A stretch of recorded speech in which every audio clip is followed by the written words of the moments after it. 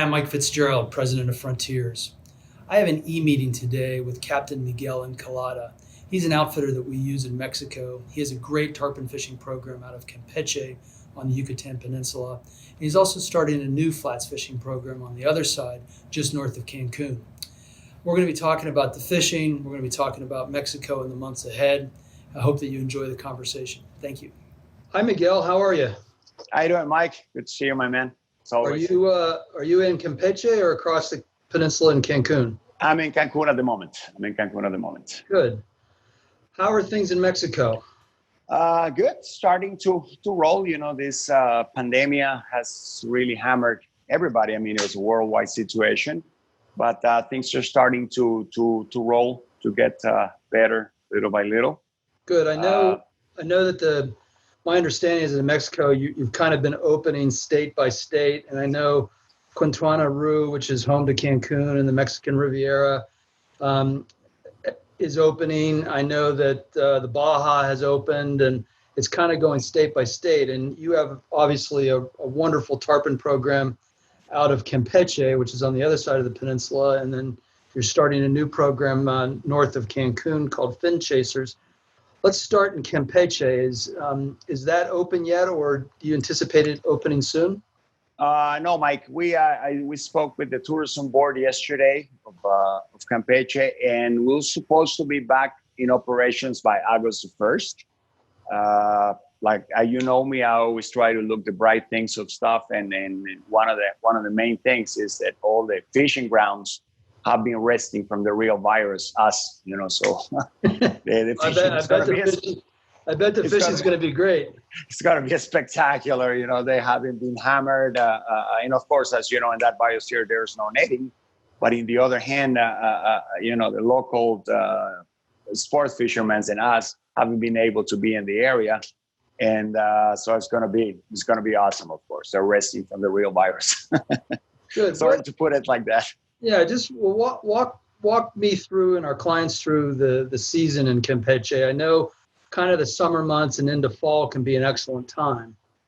Yeah, actually, our operation in Campeche, our prime time, to be honest, is like from mid-February all the way down to the end of November. That's like the prime time out of the season. Of course, the summer months are really good, and that's hot. So the fishing. So we still have some good months to do some fishing up there. Good. And Campeche is such a cool historical town. I stereotype it like a lot of parts of Mexico. It's classic old Mexico, and yes, great architecture, wonderful accommodations, really authentic cuisine. It's sort of the complete opposite of Cancun and the Mexican Riviera, yes, but in a really good way. Yeah. Campeche is a really colonial city, founded in 1610, has this beautiful wall that it used to surround the main city of Campeche to protect it from the pirates. And the UNESCO and the government of Campeche have been doing a great job regarding maintaining the whole thing. As we talk sometimes with my buddies who own properties up there, when we fish back here, or at the biosphere, the CONAMP, who is in charge to take care of the biosphere, is like the one who's not letting you do constructions and stuff like that to maintain it. The UNESCO is the CONAMP of the city, because they're like really trying to maintain everything as it is. If you're going to do any type of renovation, it will have to do with the same architecture that it was made, you know, hundreds of years ago. Cool. That's lovely. So is tourism starting to recover in Mexico right now with the states opening? I know Cancun's being pretty well serviced by flights now. What's happening on that side? Yeah, one of the great things about this whole situation is that the three states of the Yucatan Peninsula, they're Campeche, the Yucatan state, and the Quintana Roo state, never been in a red dot. I don't know if it's the right way to put it. We have been in orange the whole time, and we haven't been in red in any moment of the whole pandemic. The tourism board of Campeche and the tourism board of Cancun, and of course Merida, they're doing certain regulations regarding sanitations at the hotels. All the accommodations all the hotels can accommodate only 30% of guests at a time. And I was chatting yesterday with Francisco Lopez, who is the director of the tourism board. And he was explaining me that they're required, other than all the cleaning that they have to do on the regular areas of the hotel, if a couple or person or groups is staying in one particular room, that particular room won't be open to another customer for 3 days in order to clean it up 100% and get it ready to go. Good.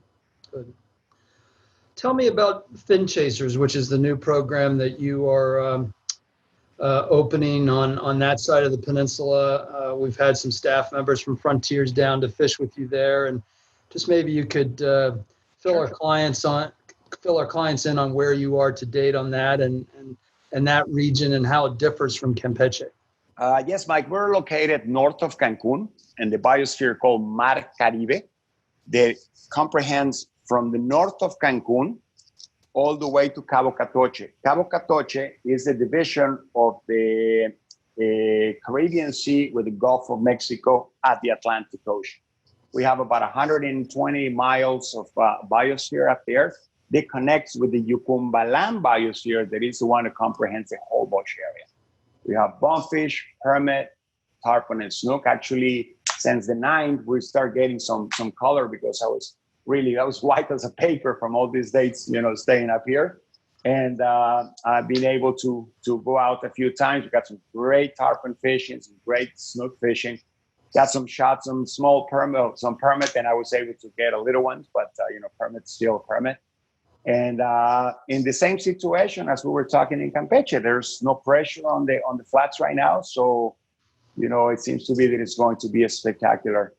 In the other hand, as the difference of Campeche regarding our season, we can say that our areas are a year-round destination. At this area, we only have 8 inches of tide. That's why we can, fish yearly around, even so that, you can get some weather in different times out of the year. When in Campeche, we got a 3 feet tide in a 12-hour period. So like I was saying before, there are some months out of the year that it's really impossible to fish in the morning.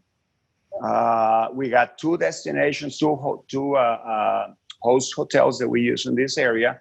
That is the Palladium, that is really nearby from our pier, where we have all our boats and stuff. And another one that is closer to town, more colonial, more Campeche setup, if we can say. Good. How far is your pier from the Cancun airport? It will take us, when we pick you up at the airport, if we go if the guest is staying at Palladium, where we have our program, it will take only 40 minutes from the airport to the reception of the hotel. We don't need to take a boat or anything to get there. And the hotels also are great for non-fishers as well, I assume. Exactly. It's a good non-fishing companion place. It's a 5-star resort where we accommodate most of our guests. We're accommodating in a certain tower where we have the restaurant pretty close by. You got the swimming pool pretty close by, the beautiful Caribbean Ocean up there. But in the other hand, nearby to our departure in Erebus, as you know, depending on the time of the year and depending on the season of the year, we might departure at 8 o'clock in the morning, or if we're going for the migratory tarpon, we're going to make a little bit of longer route. We take up 6 o'clock in the morning. So we got all this set up, even so that the resort can be a little bit big, to have all our guests in a certain location in order to get everything going in the morning a lot faster. We've had so many bookings that have, canceled or have rescheduled for 2021. I assume you've got some pretty decent availability for fin chasers through the rest of the year, as well as over in Campeche once the state opens. Yes, Mike. Happy to say that most of our customers reschedule. Some of them cancel, of course, but we got a lot of rescheduled customers because they just want to come over, and they just reschedule or trying to reschedule for the end of this season. And of course, some of them, they just reschedule for 2021. Good. How many fishermen can you accommodate at both locations comfortably?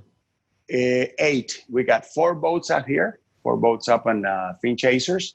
And in Campeche, we can accommodate 10 anglers at a time. Okay, so five skiffs in Campeche and 4 and 4 skiffs at fin chasers. Okay, that's great. That's great. Well, I'm sure you're really anxious to get on the water after being. Of course. Of course. And for our clients, as much as Miguel likes all flats fishing, he has a strong bias toward tarpon. So that's my thing. Any interest in chasing tarpon in Mexico, Miguel's your guy. I got the collar already, brother. Well, thanks so much for your time today, Miguel. We look forward to getting things somewhat back to normal. Obviously, it's going to take a while to get there, but sure. We appreciate all of your efforts on behalf of our clients, and we're pleasure, Mike.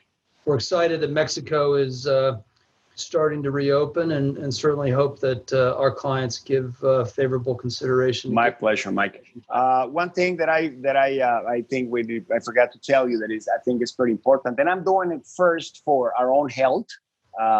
We have keep all our staff in Campeche and all our staff back here in fin chasers. One of the things that I'm doing, we just have an arrangement with this really good hospital in Cancun, and we're going to be doing random tests to all our staff, not only for our customers, for us too. Some of the things that I wanted to do personally, I know that it's going to increase my cost of operation, but I mean, health comes first, fish comes second. Yeah, well, that's good.